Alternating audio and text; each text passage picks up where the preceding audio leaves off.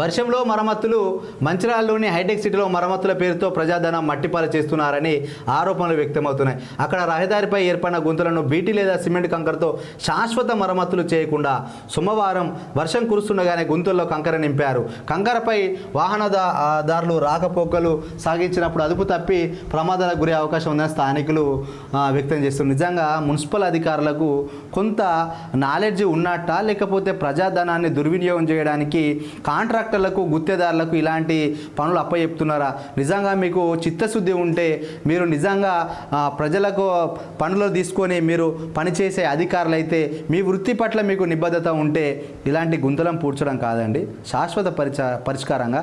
ఎక్కడైతే మేజర్గా గుంతలు ఎక్కువ ఉంటాయో అక్కడ బీటీ రోడ్డు వేయండి, లేదంటే నిధులు తక్కువగా అనిపిస్తే మీకు సిమెంట్ సీసీ రోడ్లు వేసుకోండి. అంతే తప్ప టెంపరీగా కాంట్రాక్టులకు ఇస్తే ఏం చేస్తారంటే ట్రాక్టరులో వెట్టి మిక్స్ పట్టుకొస్తారు, దాంట్లో కంకర చూర సిమెంటు ఇసుక కలిపిన మిక్స్ని పట్టుకొచ్చి గుంతల్లో వేస్తారు పోతారు.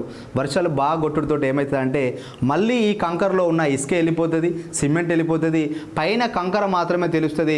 ఎవరన్నా ద్విచక్ర వాహనదారులు ఈ కంకర పైన వెళ్ళినప్పుడు టైర్లకు పంచరు, రోజు పంచర్లే అవుతాయి. కారు ఉన్నోళ్ళకు ఏం కాదు, మరి రోడ్డు రోలర్తోటి దాన్ని రోలింగ్ చేయాలి.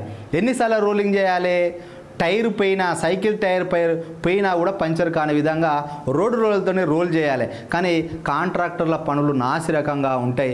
వాళ్ళు గుంతల్లో అవి నింపుతారు, వెళ్ళిపోతారు, వర్షారానికి అది వెళ్ళిపోతుంది, దానికి బిల్లు తీసుకుంటాడు. దానికి మళ్ళీ బిల్లు ఎంత? 10 లక్షల బిల్లు తీసుకుంటారు. ఇంత పెద్ద రోడ్డు నింపాలంటే 10 లక్షలు, మినిమం 5 లక్షలు. ఒక ట్రాక్టర్కు 16,000 రూపాయలు వెట్టి మిక్స్కు ఛార్జ్ అయితే కాంట్రాక్టర్ తీసుకునేది 25,000 చొప్పున అని చెప్పి అక్కడ ఛార్జ్ చేస్తారు. ₹1,00,000 పెట్టిన కాడ ఒక 8 ట్రాక్టర్లు పోయాల్సిన కాడ 5-6 ట్రాక్టర్లే పోసి ₹1,00,000 బిల్లు తీసుకుంటారు. అట్లా ఇప్పుడు హైటెక్ సిటీలో అంటే ఈజీగా 5 లక్షల వరకు ఖర్చు పెట్టి ఉంటారు. కానీ అక్కడ అయ్యే వ్యయం కంటే వాళ్ళు తీసుకునే డబ్బులు ఎక్కువ ఉంటాయి.